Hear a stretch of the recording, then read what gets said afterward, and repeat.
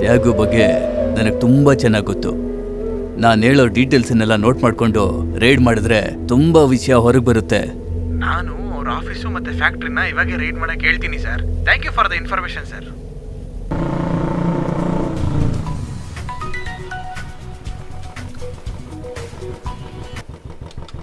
Hello, ಅಧಿಕಾರಿಗಳೆಲ್ಲ round up ಮಾಡ್ಬಿಟ್ಟಿದಾರಪ್ಪ. ನಮ್ ಜಾಗದಲ್ಲ? ಹೌದಪ್ಪ, ಇನ್ಕಮ್ ಟ್ಯಾಕ್ಸ್ ರೈಡ್ ಅನ್ಸುತ್ತೆ. ರೈಡಾ? ಹೌದು, ತಕ್ಷಣ ಹೊರಟು ಬಾ.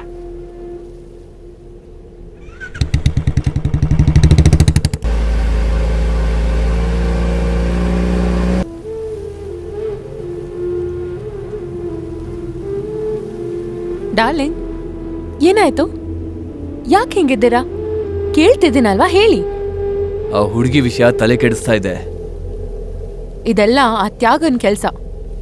ಅವನ್ ನಿಮ್ಮನ್ನ ಏನು ಮಾಡ್ದಿರೋ ತರ ಬ್ಲೇಮ್ ಮಾಡ್ತಿದ್ದಾನೆ. ನೀವ್ ಬೇರೆ ಏನಾದ್ರೂ ಪ್ಲಾನ್ ಮಾಡಿ. ಡಾರ್ಲಿಂಗ್, ಚಿಂತೆ ಮಾಡ್ಬೇಡ. ಡಾರ್ಲಿಂಗ್, ಇಲ್ಲಿ ನೋಡಿ.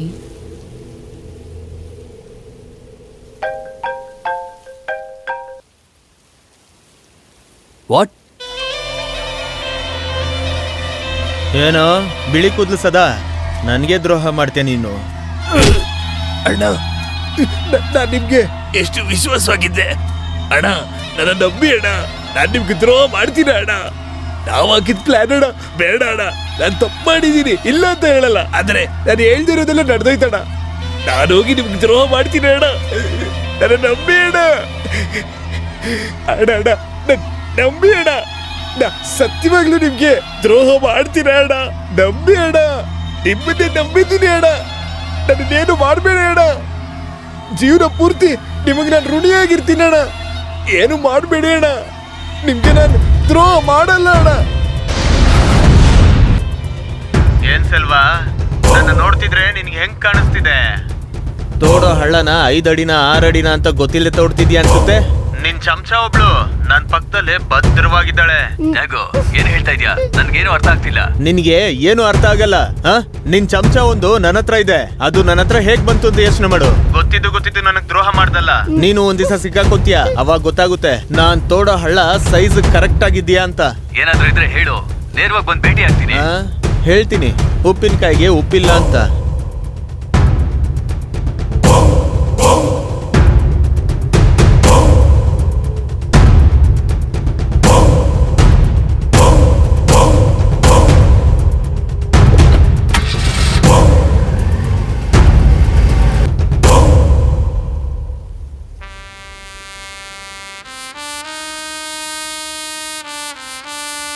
क्या त्यागू, क्या कर रहे आप साथ मिलकर? ಸರ್, ಇನ್ನೂ ಸ್ವಲ್ಪ ಟೈಮ್ ಕೊಡಿ. ವಿಷಯ ನಾವು ಮುಗಿಸಿದ್ಮೇಲೆ ನಾವೇ ನಿಮ್ಮ ಮುಂದೆ ಬಂದು ನಿಲ್ತೀವಿ. ಸರ್, ಹೊಸದಾಗಿ ಒಂದು ಪ್ಲಾನ್ ಮಾಡಿದ್ದೀನಿ. ಎಲ್ಲ ಕೂಲಿ ಕೆಲ್ಸದವರು, ನಾವೇ ಮಾಡಿಸಿರೋದು ಅಂತ ಯಾರಿಗೂ ಗೊತ್ತಾಗಲ್ಲ.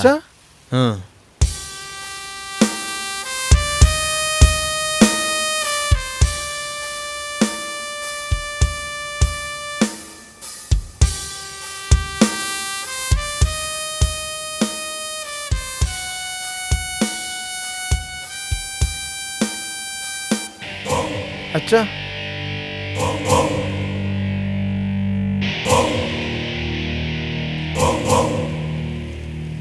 ನಾಳೆ ನಮಗೆ ತಲುಪ್ತಾ ಇರುವಂತ ಒಟ್ಟು ವಿಗ್ರಹಗಳ ಬೆಲೆ 100 ಕೋಟಿ ರೂಪಾಯಿ. ಅದು ಪೊಲೀಸಿಗೆ ಗೊತ್ತಾಗ್ದಂಗೆ ನಾವೇನಾದ್ರೂ ಎಸ್ಕೇಪ್ ಮಾಡಿದ್ರೆ ಇನ್ಮೇಲೆ ಬರೋಂಥ ಎಲ್ಲ ಇಲ್ಲಿಗಲ್ ಡೀಲ್ಸು ನಮ್ದೇನೆ. ಆದರೆ ಅದರಲ್ಲೊಂದು ಪ್ರಾಬ್ಲಮ್ ಇದೆ. ಆ ಪೊಲೀಸ್ ಕಮಿಷನರ್ ಸುಬ್ರಹ್ಮಣ್ಯಂ. ಆದರೆ ಅದು ಸಾಧಾರಣವಾದ ವಿಷಯ ಅಲ್ಲ. ಈ ಡೀಲ್ ಮುಗಿಸಿದ್ರೆ ನನ್ಗೇನ್ ಲಾಭ?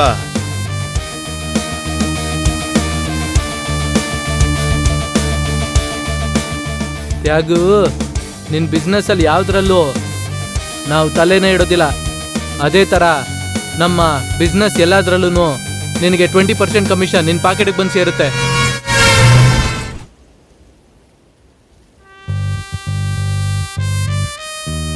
ಅಣ್ಣ ಹೇಳಣ್ಣ, ಏನಾಯ್ತು ಅಣ್ಣ? ಕೇಳ್ತಿದ್ದೀವಲ್ಲ, ಹೇಳಿ ಅಣ್ಣ. ಕಡಿಸ್ಕೊಳಕ್ ರೆಡಿ ಇರೋ ಕುರಿ ಥರ ತಲೆ ಬಗ್ಸ್ಕೊಂಡಿದ್ದೀರಲ್ಲ, ಹೇಳಿ ಅಣ್ಣ. ಕೊಲೆ ಮಾಡ್ತೀರೇನ್ರೋ? ಏನಣ್ಣ ಹೀಗೆ ಕೇಳ್ಬಿಟ್ಟೆ? ಇದಕ್ಕೆ ಅಲ್ವಾ ನಾವು ಇಷ್ಟು ದಿನ ಕಾಯ್ತಿದ್ದು? ಮ್ಯಾಟ್ರ್ ಏನು ಅಂತ ಹೇಳೋಣ. ನಾವೆಲ್ಲ ನೋಡ್ಕೋತೀವಿ. ಏಯ್ ನೀವ್ ಅನ್ಕೊಂಡಂಗೆ ಸಾಧಾರಣವಾದ ಮ್ಯಾಟ್ರ್ ಅಲ್ಲ ಇದು. ಸಿಗಾಕೊಂಡ್ರೆ ಕುಯ್ದು ಬಿಸಾಕ್ಬಿಡ್ತಾರೆ.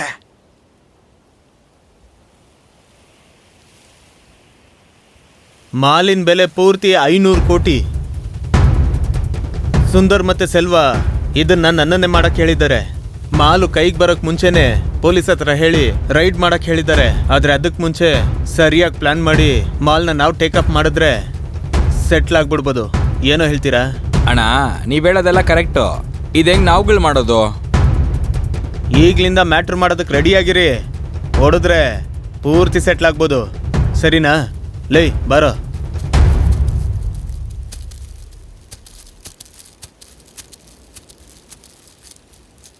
ಲೈ ಮಗ, ಇದನ್ನು ನಾವೇ ಮಾಡಿದ್ರೆ ಹೇಗೋ?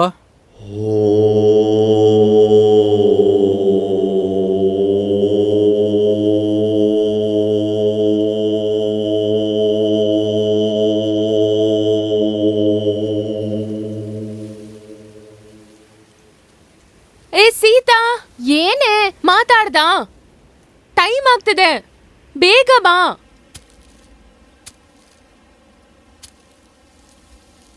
ಹೇ ಶರಣ್ಯ, ಹಾಯ್.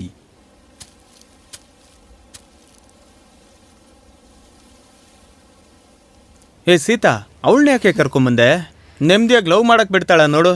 ಅವಳೊಬ್ಳು ತಲೆ ಕೆಟ್ಟವಳು ಕಣೆ. ನಿನಗ್ ಟೈಮ್ ಆಯ್ತು ಅಂದ್ರೆ ನೀನ್ ಹೊರಡೆ, ನಾನ್ ಬರ್ತೀನಿ. ಸರಿ ಸರಿ, ನಾನ್ ವೇಟ್ ಮಾಡಿ ಸಾಯ್ತೀನಿ, ಬೇಗ ಬಾ.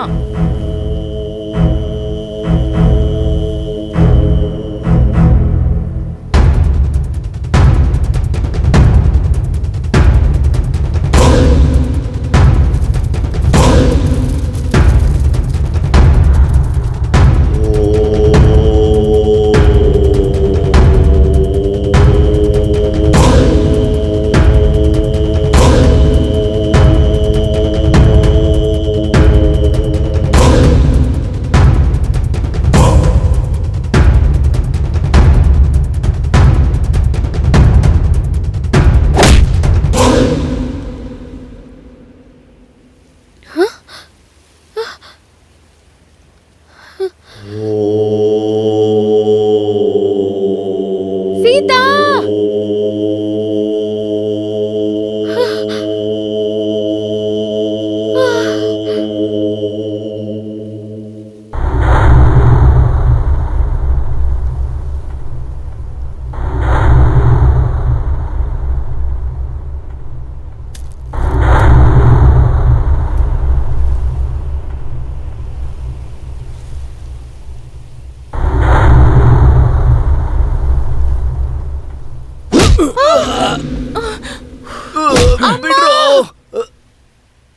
ಮಗ ಎತ್ಕೊಳ್ಳೋ.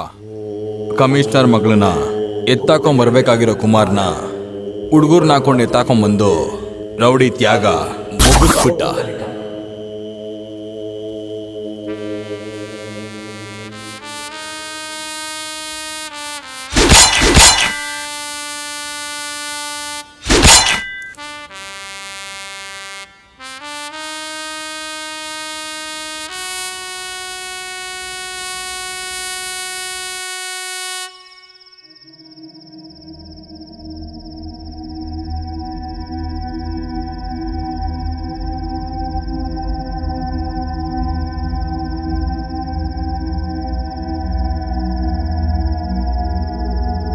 ಲೇ, ಮಾಡೋ ಕೆಲ್ಸಗಳಲ್ಲೇ ತುಂಬಾ ಕೆಟ್ಟ ಕೆಲಸ ಅಂದ್ರೆ ದೇವ್ರ ವಿಗ್ರಹ ಕದಿಯೋದು.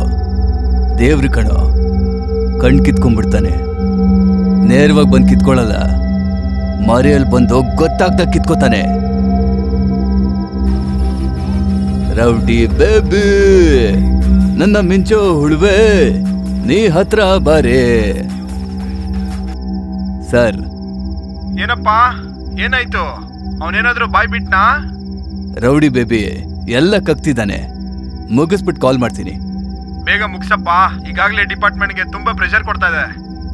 ನೀವೊಂದು ಸ್ವಲ್ಪ ಹೊತ್ತು ರೆಸ್ಟ್ ಮಾಡಿ, ನಾನೇ ಕಾಲ್ ಮಾಡ್ತೀನಿ. Rowdy baby, rowdy baby. Rowdy ತ್ಯಾಗ ಸೇಟನ್ನ ಬಿಟ್ಬಿಟ್ಟು ಸುಂದ್ರನ್ನ ಮತ್ತೆ ಸೆಲ್ವನ್ ಇಟ್ಕೊಂಡು ಬೇರೆ ದಾರಿ ಹುಡ್ಕೊಂಡ. ಆದ್ರೆ ಸೆಲ್ವ ಅವ್ರ ಹುಡುಗರೆಲ್ಲ ಅವ್ರ ಹತ್ರ ಯಾವ ಡೀಲ್ ಇಟ್ಕೋಬಾರ್ದು ಅಂತ ಕಟ್ ಮಾಡ್ಬಿಟ್ಟ. ಅದರಿಂದ ದೇವ್ರ ವಿಗ್ರಹದಿಂದ ಅವನ್ ದೂರ ಆಗ್ಬಿಟ್ಟ.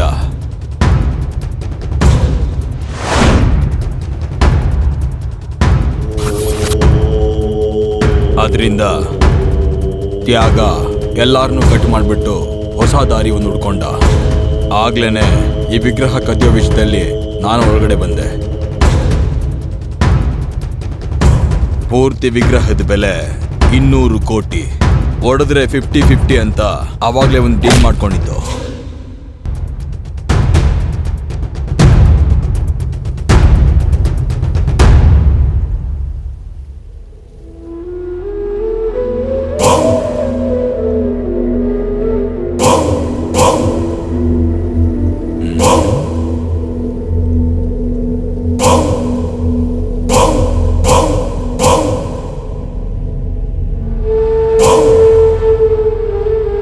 ಕುಮಾರನ್ ಕೊಲೆ ಕೇಸಲ್ಲಿ ಅವ್ರ ಫ್ರೆಂಡು ಮೂರ್ತಿ ಮೇಲೆ ಆರೋಪ ಹಾಕಿ ಸಿಕ್ಕಾಕ್ಸ್ಬಿಟ್ಟು.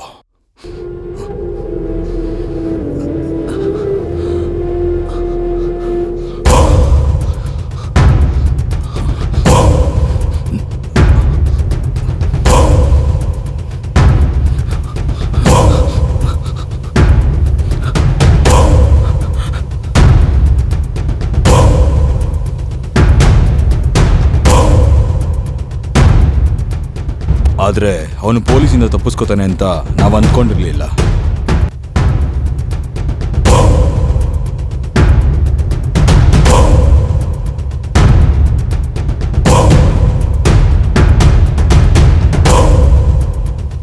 ಏನಣ್ಣ ಹೇಳ್ತಿದ್ಯಾ? ನಾನ್ ಮಾಡದ್ನ? ಅಣ್ಣ ಏನ್ ನಡೀತಣ್ಣ?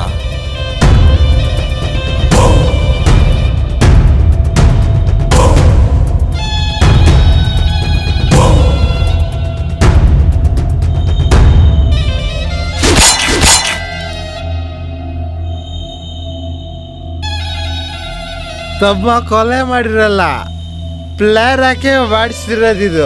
ಎಲ್ಲಾನು ನಿನ್ನಿಂದಾನೆ. ಹೇಳದ್ ನಂಬಿ ಅಣ್ಣ, ನಾನ್ ಕೊಲೆ ಮಾಡಿಲ್ಲ ಅಣ್ಣ. ಮತ್ತಿನ್ಯಾರೋ ಮಾಡಿದ್ದು. ಆದ್ರೆ ಮೂರ್ತಿ ಬಂದು ನಮ್ ಬಗ್ಗೆ ನಿಮ್ ಹತ್ರ ಹೇಳಿ ತಗ್ಲಾಗ್ತಾನೆ ಅಂತ ಯೋಚನೆ ಮಾಡಿರ್ಲಿಲ್ಲ. ಪೊಲೀಸ್ 200 ಕೋಟಿ ರೂಪಾಯಿ ವಿಗ್ರಹ ಎಲ್ಲಿ ಇದೆ ಅಂತ ನನಗ್ ಮಾತ್ರ ಗೊತ್ತು. ನಿಮ್ಮಿಂದ ಏನೂ ಮಾಡಕ್ಕಾಗಲ್ಲ. ಮಾಲ್ ಸಿಗದೆ ಇರೋ ತರ ಮಾಡ್ತೀನಿ. ನಿಮ್ಮ ಡಿಪಾರ್ಟ್ಮೆಂಟ್ ಅವರು ಏನೂ ಮಾಡಕ್ಕಾಗಲ್ಲ.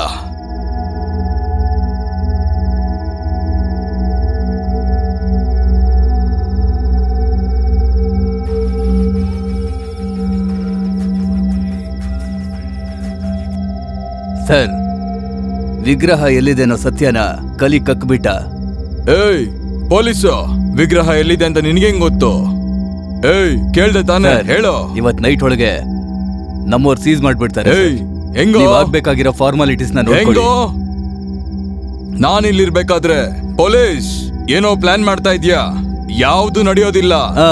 ಆಮೇಲೆ ಹೇಳು. ಏಯ್ ಪೊಲೀಸು, ಹೇಳೋ. ರೌಡಿ ಬೇಬಿ ಯಾರು ಅಂತ ಗೊತ್ತಾಗ್ಬೇಕಾ? ಸ್ವಲ್ಪ ಇರೋ. ಸಾದೇಕ್ ಸರ್, ಪೀಸ್ನ ಕರ್ಕೊಂಡ್ ಬಾ. Okay sir. ಕಲಿ, ಅಲ್ಲೋಡು, ಮಗು ಲಡ್ಡು ತರ ಬರ್ತಾ ಇದೆ.